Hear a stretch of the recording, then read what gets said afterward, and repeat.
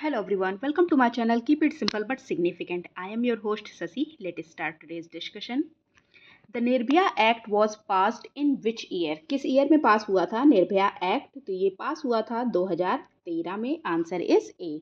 The Nirbhaya Act was passed in the year 2013, which provide for amendment of the Indian Penal Code, Indian Evidence Act and Code of Criminal Procedure, जो कि 1973 का था. Sexual offences से related ये सारी चीज़ें थी. Who has the final power to decide whether a particular bill is a money bill और नॉट? तो फाइनल पावर किसकी होती है डिसाइड करने की कि कोई पार्टिकुलर बिल मनी बिल है या नहीं? तो ये फाइनल पावर होती है स्पीकर की. Okay. The money bill can be introduce only in the legislative assembly and not in the council. What is the maximum period of operation of a financial emergency? Financial emergency का जो maximum period होता है वो कितना होता है? तो ये indefinitely till it is revoked. Answer is D. Okay. Which schedule was added by the first amendment to the Constitution of India? कौन सा स्केड्यूल ऐड हुआ था फर्स्ट अमेंडमेंट के द्वारा? तो जो फर्स्ट अमेंडमेंट हुआ था वो हुआ था 1951 में और स्केड्यूल जो ऐड हुआ था वो था 9th schedule. Answer is C. It was added to protect the land reforms and other laws included in it from the judicial review.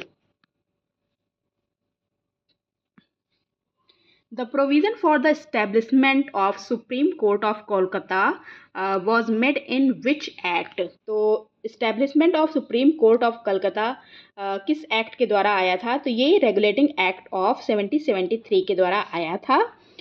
The regulating act of 1773 provided for the establishment of Supreme Court at Fort William, Kolkata. Okay. और ये comprise करता है 1 chief justice and 3 other जजेस. When Parliament can legislate matters in the state list? State list में कब parliament legislate करता है? तो ये है if Rajya Sabha passes A resolution bye 2/3 majority. Rajya Sabha जब कोई रेजोल्यूशन पास करता है 2/3 मेजॉरिटी से तब parliament can legislate matters in the state list.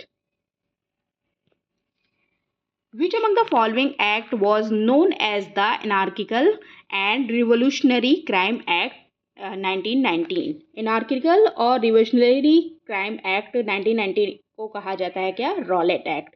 इसको काला नाग कानून भी कहा था महात्मा गांधी जी ने. Black act. Okay.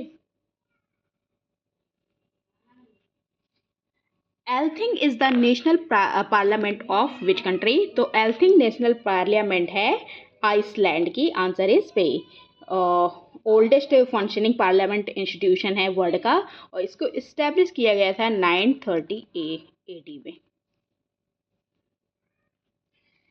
In which among the following years Essential Commodities Act enacted? Essential Commodities Act enact हुआ था कब? 1955 में. Answer is A. Okay. Next question. हाल ही में सुप्रीम कोर्ट ने SC/ST समुदाय के आरक्षण में उपवर्गीकरण करने की अनुमति देने के लिए अपने किस फैसले को रद्द किया है? The supreme court has repealed which of its decision to allow sub classification in reservation for SC/ST communities. तो सब क्लासिफिकेशन को अलाउ किया है. तो जैसे हमारे मतलब OBC में है creamy layer, non creamy layer, ये सारी चीज़ें होती हैं, वैसे ही बोला गया है कि अब SC/ST जो कम्युनिटीज़ हैं उसमें भी क्रीमी लेयर और नॉन क्रीमी लेयर के द्वारा रिजर्वेशन दिया जाएगा. तो ये जो अनुमति देने के लिए कौन सा फैसला रद्द किया है? तो ये फैसला था EV चेन्नैया बनाम आंध्र प्रदेश राज्य 2004 का. इस फैसले को रद्द करके नया फैसला दिया गया है DY चंद्रचूड़ के द्वारा. That's all for today. If you like my video, please do like, comment, share and subscribe. Thank you.